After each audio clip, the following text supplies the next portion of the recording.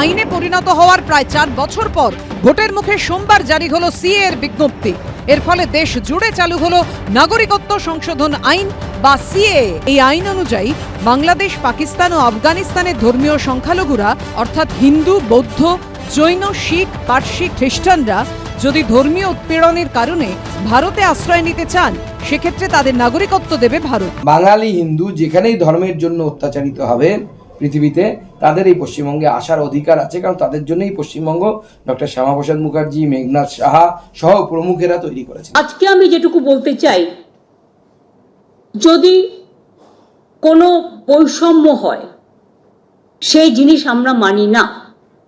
ধর্ম বৈষম্য হোক, বর্ণ বৈষম্য হোক, লিঙ্গ বৈষম্য হোক, মানব জাতির বৈষম্য হোক, এটা আমরা মানি না। লোকসভা ভোটের আগে সিএ রুলস ফ্রেম করে একটা অ্যাডভান্টেজ নেবার জন্য বিজেপি চেষ্টা করছে। এটা ভোটের জন্য একটা কারসাজি বলে মনে হচ্ছে।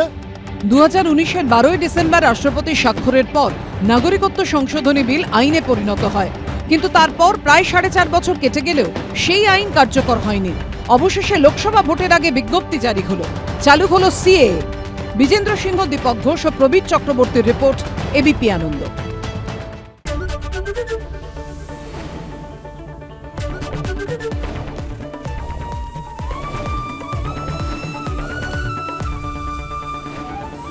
এবিপি আনন্দ, এগিয়ে থাকে, এগিয়ে রাখে।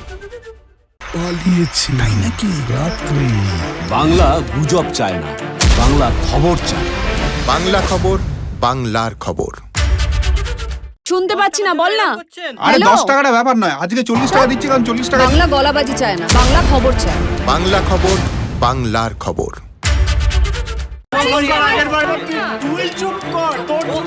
বাংলা ঝামেলা চায় না, বাংলা খবর চায়। বাংলা খবর, বাংলার খবর। বাংলা চেঁচামেচি চায় না, বাংলা খবর চায়। বাংলা খবর, বাংলার খবর। আরে চাটা দে। এই আমার একটা চা দেন। কি হলো আমারটা? বাংলা পক্ষপাত চায় না, বাংলা খবর চায়। বাংলা খবর, বাংলার খবর।